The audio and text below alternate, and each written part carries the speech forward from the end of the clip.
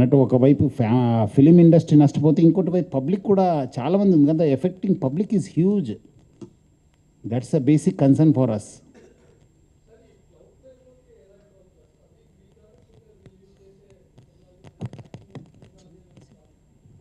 క్లౌడ్ఫ్లేర్ content data network అని ఇప్పుడు internet ఎలాగా సర్వీసెస్ ఆఫర్ చేస్తుందో అట్లా క్లౌడ్ఫ్లేర్ వెబ్సైట్ సర్వీసెస్ ఆఫర్ చేస్తుంది అనమాట, ఒక ప్లాట్ఫాము. సో దానిలో వాళ్ళ దగ్గర హోస్టింగ్ ఏజెన్సీస్ ఉంటారు. ఆ హోస్టింగ్ ఏజెన్సీస్ ద్వారా ఈ వెబ్సైట్స్ హోస్ట్ అవుతాయి.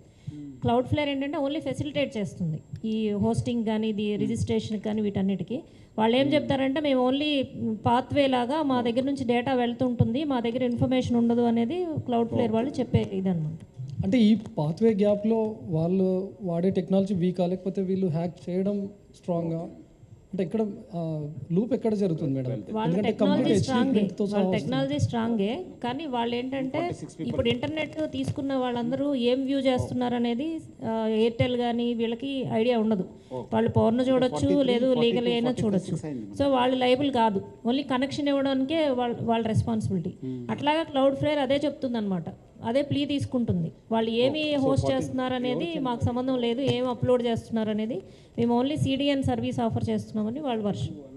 ఇప్పటివరకైతే ఐబొమ్మ బప్పం ఇవి బ్లాక్ అయిపోయాయి కదా మేడం, కానీ సేమ్ టెలిగ్రామ్లో కూడా వాళ్ళు కొన్ని గ్రూప్స్ని ఏర్పాటు చేసి అక్కడ కూడా మూవీస్ డౌన్లోడ్ లింక్స్ పెట్టారు, అవి కూడా బ్లాక్ చేశారు మేడం. టెలిగ్రామ్ వాళ్ళకి ఆల్రెడీ నోడల్కి రాసాము, నోటీసెస్ పంపించాము.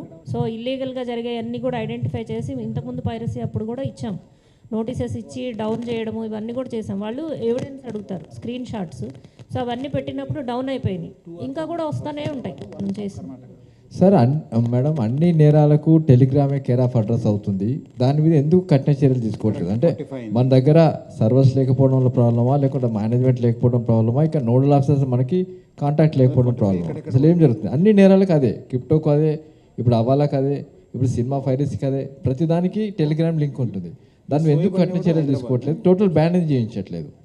అది గవర్నమెంట్ డెసిషన్ తీసుకోవాలండి, బ్యాన్ చేయడం అనేది. టెలిగ్రామ్లో మీరు అన్నట్టు ప్లాట్ఫాము ఫెసిలిటేట్ చేస్తుంది అన్ని ఇల్లీగల్ యాక్టివిటీస్. నోడల్స్కి మనము నోటీసెస్ ఇచ్చి వాళ్ళని లైబుల్ కూడా చేస్తున్నాం. ఇందులో మనకి ఇన్ఫర్మేషన్ ఇవ్వకపోతే వాళ్ళని కూడా అరెస్ట్ చేస్తామని నోటీస్ ఇచ్చాం, అప్పుడే మనకి ఇన్ఫర్మేషన్ వచ్చింది. సో ఆ ఎక్స్టెంట్కి వెళ్తేనే మనకు వస్తుంది అనమాట ఇన్ఫర్మేషన్. 4-5 సంవత్సరాలుగా టెలిగ్రామే మొత్తం నేరాలకు అడ్డయినప్పుడు వాళ్ళ ప్రతినిధులు ఎందుకు అరెస్ట్ చేయట్లేదు? వాళ్ళ మీద క్రిమినల్ కేసులు ఎందుకు పెట్టట్లేదు? వాళ్ళ మీద సీరియస్ యాక్షన్ ఎందుకు తీసుకోవట్లేదు? తీసుకుంటాను. ఇప్పుడు ఆల్రెడీ స్టార్ట్ అయింది, మనకు చాలా చోట్ల కూడా ఫేవరబుల్ డిసిజన్స్ రావడం జరుగుతుంది. డెఫినెట్లీ స్టార్ట్ చేశాను. ఇప్పుడు చాలా చోట్ల కూడా మనం shortly we wanted to call all the service providers also, ఒక మీటింగ్ పెట్టేసి చూడు బాబు ఇట్లా ఉంది మా పరిస్థితి, మీరు ఏమాదిరి చేస్తే మీరు కూడా పోతారు అని చెప్పి వాళ్ళకు definitely will tighten them and will tell what are the problems.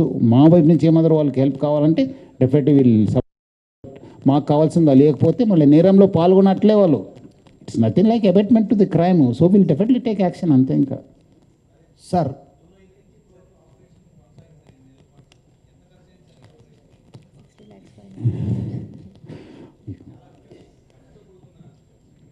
అట్లా కాదు భయ్, మనము అది అంతా అన్నిటికీ మనము డబ్బులతోని చేయవద్దు. మనం ఎంతమంది ప్రజలకు మేలు చేశాననేది చేయాలి. సో అవి आप कुछ लोग हिंदी में और इंग्लिश में they were asking about the incident.